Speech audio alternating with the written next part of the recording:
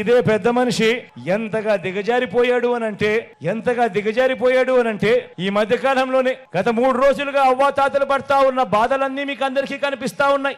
ఏ స్థాయికి దిగజారిపోయాడు అనంటే ఆ వాలంటీర్లు వెళ్లి అవ్వాతాతలకు ఇంటికి వెళ్లి గుడ్ మార్నింగ్ చెబుతూ చిరునవ్వుతూ 1వ తారీఖున ఎప్పుడూ కూడా క్రమం తప్పకుండా ఎప్పుడూ కూడా మిస్ కాకుండా నెల 1వ తారీఖు వచ్చేసరికి సూర్యుడు ఉదయిస్తున్నాడో లేదో గాని వాలంటీర్ మాటకు చిరునవ్వుతో వచ్చి తలుపు తట్టి సెలవు దినమైనా పండుగ దినమైనా కూడా వచ్చి అవ్వ తాతల ముఖంలో చిరునవ్వును చూస్తూ మనవల్లగా మనవరాళ్ళగా అవ్వ తాతల చేతుల్లో పెన్షన్ పెట్టి ఆ వాలంటీర్లను కూడా ఇదే పెద్ద మనిషి చంద్రబాబు నాయుడు గారు పథకం ప్రకారం ఎలక్షన్ కమిషన్ కు నిమ్మగడ్డ రమేష్ అని చెప్పి తన మనిషి చేత లేఖలు రాయించి ప్రెజర్ పెట్టించి ఏకంగా వాలంటీర్ అనే వాడే లేకుండా వ్యవస్థ అనేది లేకుండా ఏకంగా రద్దు చేసిన పరిస్థితులు కనిపిస్తా ఉంటే ఈ రోజు ఆ అవ్వాతాతలు ఆ పెన్షన్ అందుకునేందుకు నడవలేని వయసులో ఉన్న అవ్వాతాతలు పెన్షన్ అందుకునేందుకు ఈ రోజు పడతా ఉన్న అగసాట్లు చూస్తా ఉన్నప్పుడు ఈ పెద్ద మనిషి చంద్రబాబు నాయుడు గారు మనిషా లేదా ఒక సేడిస్తా అని అడుగుతా ఉన్నాను. ఈ సందర్భంగా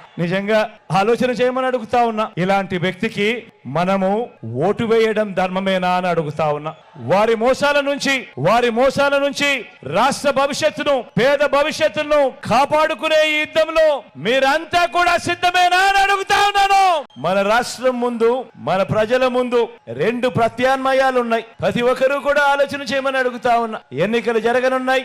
రాష్ట్రంలో ఉన్న ప్రతి ఒక్కరికి 2 ప్రత్యామ్నాయాలు ఉన్నాయి. విశ్వసనీయత ఒకవైపు, మోసం మరోవైపున ఉన్నాయి. నిజం ఒకవైపున, అబద్ధం మరోవైపున ఉన్నాయి. ప్రగతి, ఇంటింటి ప్రగతి ఒకవైపున, తిరోగమనం మరోవైపున, ఇంటింటి అభివృద్ధి ఒకవైపున, అసూయ మరోవైపున, మంచి ఓ వైపున, చెడు మరోవైపున, వెలుగు ఓ వైపున, చీకటి మరోవైపున, ధర్మం ఓ వైపున, అధర్మం మరోవైపున.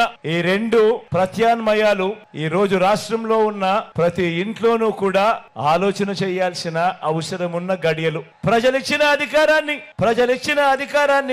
ఇంటింటి ప్రగతి, ఇంటింట అభివృద్ధి, ఇంటింట మంచి, పిల్లల భవిష్యత్ కోసం సత్యనిష్టతో ప్రజలిచ్చిన అధికారాన్ని ఉపయోగించి అందరి ప్రభుత్వం మంచి చేసి ఓ వైపున ఉంది. ఇక మరోవైపు చూస్తే గతంలో ఒకసారి కాదు, గతంలో 3 సార్లు అధికారంలో ఉన్నా కూడా ఆ 3 సార్లు కూడా అబద్ధం, మోసం, అన్యాయం, తిరోగమనం, చెడు, చీకటి వీటిని ప్రజలకు రిటర్న్ గిఫ్ట్ గా ఇచ్చిన చంద్రబాబు బృందం మరోవైపున మన కళ్ళ ఎదుటే కనిపిస్తా ఉన్నారు. ఈ ఎన్నికలు జగన్ కు చంద్రబాబు నాయుడుకు మధ్య యుద్ధం కాదు.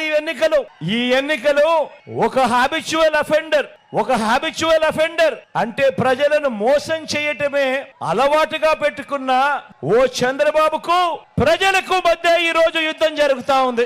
మనసున్న ప్రభుత్వంగా పేదలు, అక్క చెల్లెమ్మలు, పిల్లలు, అవ్వాతాతలు, సామాజిక వర్గాల వారు ఇలా అందరికీ కూడా చరిత్రలో ఎప్పుడు కూడా చూడని విధంగా, చరిత్రలో కని విని ఎరగని రీతిలో బటన్ నొక్కి ఎంతగా మేలు చేశామో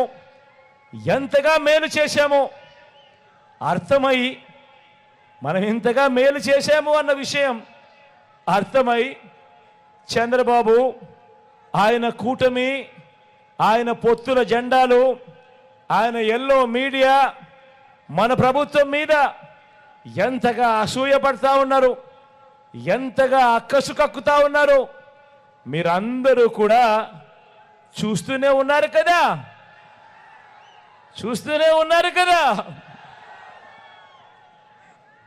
బటన్ నొక్కి 130 సార్లు మీ బిడ్డ బటన్ నొక్కాడు. 130 సార్లు మీ బిడ్డ బటన్ నొక్కాడు. డీబీటీగా అంటే నేరుగా నా అక్క చెల్లెమ్మల కుటుంబాల ఖాతాల్లోకి ఇచ్చిన ఆ 2,70,000 కోట్ల రూపాయలు, 2,70,000 కోట్ల రూపాయలు ఏ రకంగా మీ బిడ్డ ఇచ్చాడు ఆ వివరాలు స్థూలంగా మీ ముందు ఈరోజు మాట్లాడతాను. వైఎస్ఆర్ పెన్షన్ కానుకగా దేశంలో ఎక్కడా లేదు. దేశంలో ఏ రాష్ట్రమూ లేదు. ఇలా 3,000 రూపాయలు పెన్షన్ ఇస్తా ఉన్న రాష్ట్రం దేశంలోనే ఎక్కడా లేదు. జనాభా ప్రకారం చూసుకుంటే ఇలా 66,36,000 మందికి పెన్షన్ ఇస్తా ఉన్న రాష్ట్రం కూడా దేశంలోనే ఎక్కడా లేదు. వైఎస్ఆర్ పెన్షన్ కానుకగా 66,36,000 మంది నా అవ్వ తాతలకు, నా వితంతు అక్క చెల్లెమ్మలకు, నా దివ్యాంగులకు అందించింది ఎంతో తెలుసా? అక్షరాల 84,731 కోట్ల రూపాయలు నేరుగా అందించింది. ఈ యుద్ధంలో మీ బిడ్డ నాది ప్రజల పక్షం అని చెప్పి ఈ సందర్భంగా చెప్పడానికి గర్వపడతా ఉన్నా. ఈ యుద్ధంలో దత్తపుత్రుడు, ఈ యుద్ధంలో మన ప్రత్యర్థులు చూడండి. ఈ యుద్ధంలో ఓ దత్తపుత్రుడు, ఓ ఎల్లో మీడియా అంటే ఈ పాటికే మీకు అర్థమై ఉంటుంది. ఓ ఈనాడు, ఓ ఆంధ్రజ్యోతి, ఓ TV5 వీరందరూ కాక ఈ రాష్ట్రాన్ని విడగొట్టిన పార్టీ, ఈ రాష్ట్రాన్ని ప్రత్యేక హోదా ఇవ్వకుండా అన్యాయం చేసిన మరో పార్టీ, వీరంతా కూడా ప్రత్యక్షంగాను పరోక్షంగాను రాష్ట్ర ప్రజల వ్యతిరేక పక్షం. వీరిది చంద్రబాబు పక్షం. వీరందరూ యుద్ధం చేస్తా ఉన్నారు. వీరందరూ యుద్ధానికి వస్తా ఉన్నారు కేవలం మీ బిడ్డ ఒక్కడి మీద. ఇన్ని జెండాలు ఏకమవుతా ఉన్నాయి, ఇన్ని పార్టీలు ఏకమవుతా ఉన్నాయి, కుతంత్రాలు కుట్రలు జరుగుతూ ఉన్నాయి. కేవలం మీ బిడ్డ ఒక్కడే ఇటువైపున.